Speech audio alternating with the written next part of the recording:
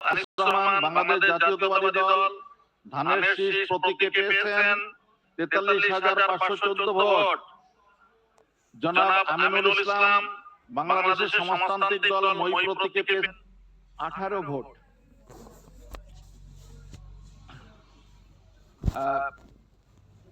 নির্বাচনী এলাকা 299, রাঙামাটি একটাই, ওখানে 299 হচ্ছে, আর এটা নির্বাচনী এলাকা নাম্বার রাঙামাটি।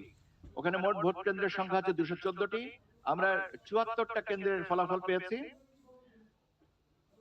জনাব অশোক তালুকদার জাতীয় পার্টির লাঙ্গল প্রতীকে পেয়েছেন 1117 ভোট। জনাব জুই চাকমা বাংলাদেশ বিপ্লবী ওয়ার্কার্স পার্টি কোদাল প্রতীকে পেয়েছেন 378 ভোট।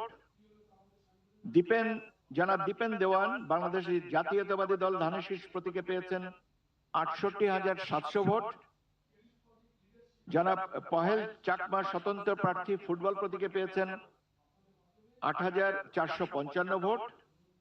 জনাব মোহাম্মদ আবু বাকর সিদ্দিক বাংলাদেশ খেলাফত মজলিস রিকশা প্রতীকে পেয়েছেন 7,286 ভোট।